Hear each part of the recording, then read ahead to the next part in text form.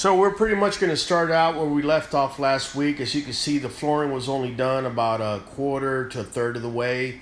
I was able to get the door frame on there, but no metal panels, no painting, no polishing, none of that stuff. We just didn't have enough time. So I'm going to concentrate my efforts on the most tedious task, which is doing the flooring. There's plenty of cuts to do, but it's going to be very much worth it as the dog's pasterns are going to be strengthened because of it. Well, I already know what you're going to say. Why is the flooring different colors? Well, it turns out at Home Depot, I guess they got a different batch of 2x3x8s. And, we just had to work with what we had. They just didn't have that previous color wood there. And therefore, I just went ahead and worked with what we had. As you can see, there is a slight decline. This is done on purpose. For pups so they can work their chest and also their back legs as they go up and down. Also, the flooring forces them to walk on their tippy toes. So for those of you that have dogs with weak pasterns, sand, making them walk on sand and also pebbles, but this right here will also help. As we finally set the hinges on the door, everything is starting to come together piece by piece and slowly taking mold.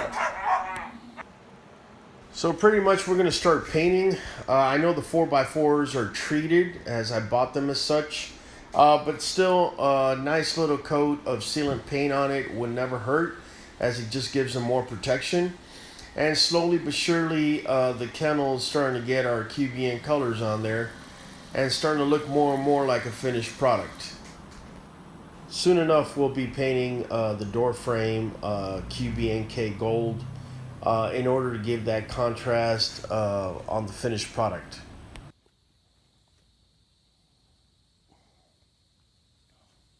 One of the things we have to do, fam, with the hog wire is pretty much cut it down and pretty much taper it directly to what it is that you're putting it on. In this case, obviously, it's going to be the kennel. So I've pretty much done the measurements. Now we just got to get to the cutting.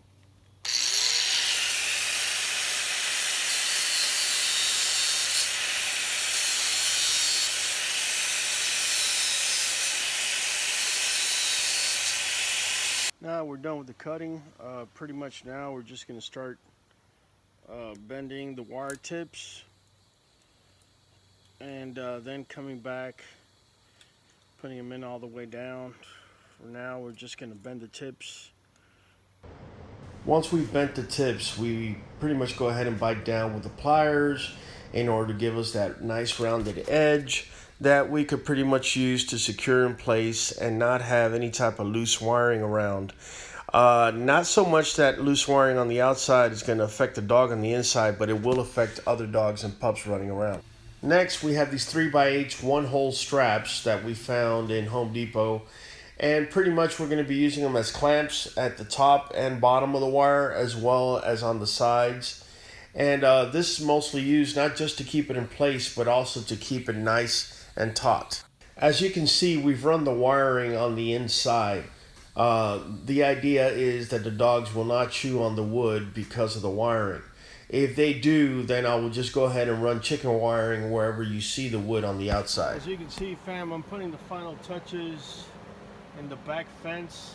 I make sure we have all three of these clamps, making sure that I'm about to stretch the netting, if you will, so that it's nice and tight. It's already pretty tight, but I'm gonna go ahead and make it even tighter. So I gotta screw this one on and then put 3 on top at the same level, and that'll be pretty tight. So I went ahead and tightened it up, and I don't know if you could see it there, but it's very, very taut. And that's exactly what we're looking for.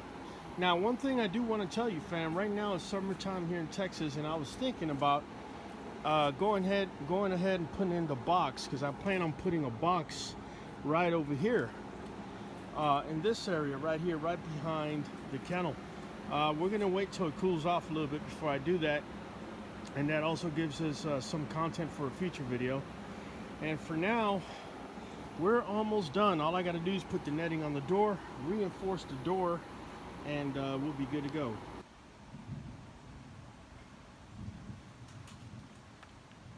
In my attempt to beat the rain, I went ahead and put that metal panel on the door, and as you can see, the kennel's pretty much done.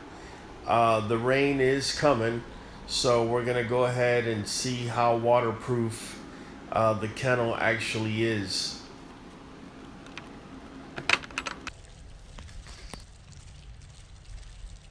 So after about an hour's worth of rain, we decided to go ahead and wrap it up, give you one last look around, show you the finished product.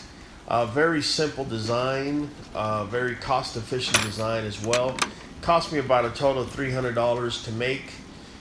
In addition, you could always expand sideways if need be, and you could always add a whelping box or a sleeping box, if you will, to the back.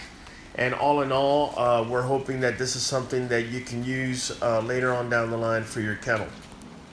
As you can see, Latessa is checking out the new kennel. She's liking it. She's able to turn and there's plenty of room. She's able to stretch her legs. Also, it forces her to walk on her tippy toes, always strengthening her pasterns.